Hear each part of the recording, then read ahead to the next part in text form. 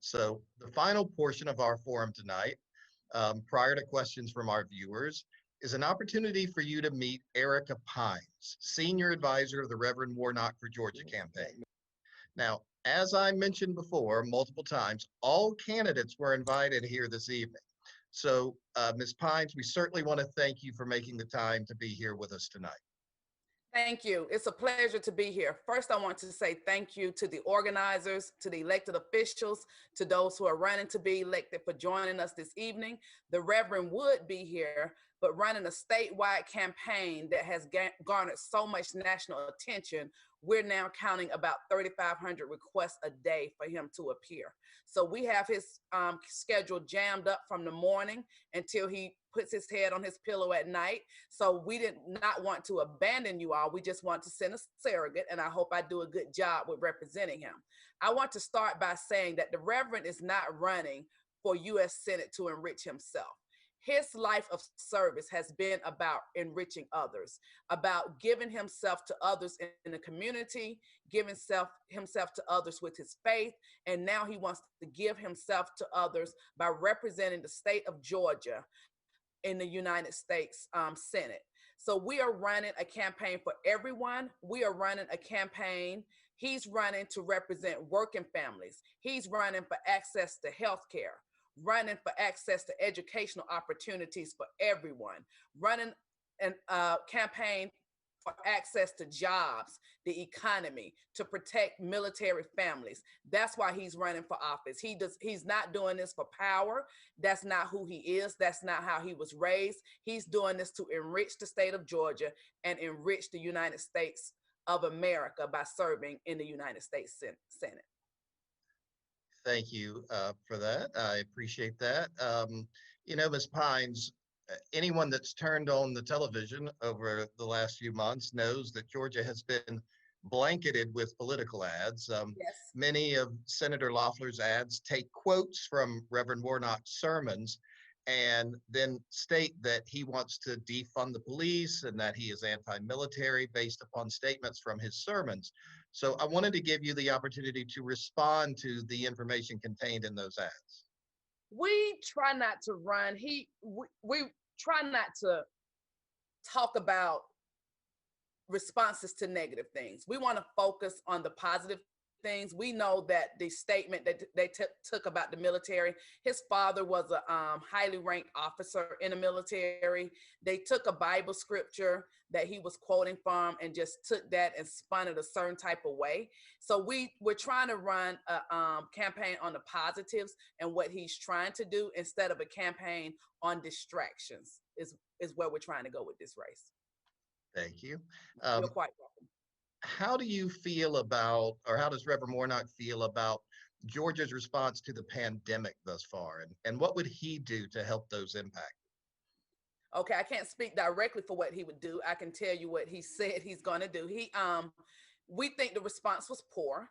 We see that the numbers, we're in a far worse position than where we were in March. When you look at the numbers in March, we were shocked when we had 1,000 cases a day. We thought everything was going crazy. The response was poor. Not having a mask mandate was terrible because the opposition, they chose to make the pandemic political versus making the pandemic about healthcare. We understand the urgency of getting him seated in the United States Senate so that we can begin to get relief and get aid to those who need it the most and help the president and the new vice president come up with a good response, because we know what it would take to slow this pandemic down. Wearing masks and social distances. That's not rocket science, it's just pure science. So we're anxious to get to January 5th so that we can begin to put into place sensible laws and mandates, and also to put into place relief for those people who are struggling, to those people who are suffering, to those people who need support now. We know they're out there. We see them every day. So we're just anxious to get seated so that we can begin to get relief to the people of Georgia. Thank you, Ms. Pines. I want to save enough time for plenty of time to get questions from our viewers, but I do have two final questions for you. Okay. First,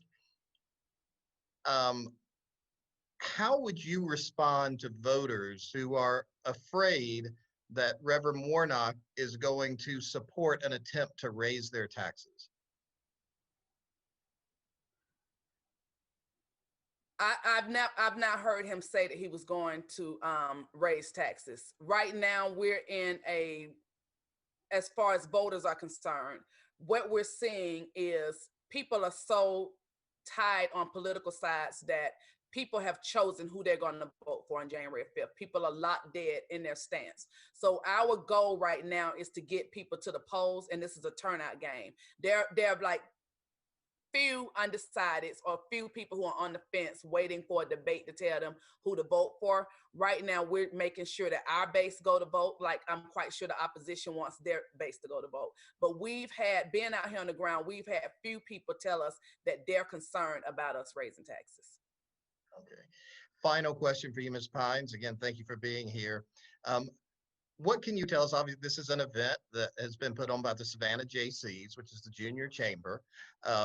Can you tell us what Reverend Warnock is planning to do for Georgia's small businesses? One, we want to hear from the small businesses. We know that a lot of small businesses have suffered. We know that our hotel workers are suffering. We know that our restaurant industry is suffering. We know that small business owners, they're suffering because of our poor response to this pandemic. So what we want to tell the small businesses is that we're in a hurry to get to January 5th so that this candidate can be seated in the United States Senate so that we can get relief to those small businesses who are suffering, who haven't been responded to in the appropriate way. So we just want to let you know that we have your back. Small business is the backbone of this society. When you look at those who are losing work, it's because of small business owners couldn't afford to keep them. And for a small business owner who is in touch with their people every day, these small business owners have direct relationships with their employees. They have dinner with their employees. They know when something is going on in those families. So they can see the suffering firsthand. And one of the most difficult decisions that a small business owner had to make during this pandemic is to lay people off. There are people who own small business who have cried, who are still with those families trying to pool resources together. So we want to say, we're in a hurry to get to January 6th so that we can come back and provide some relief to those who are suffering. Thank you so much for being here and spending time with us, Ms. Pines. We appreciate it.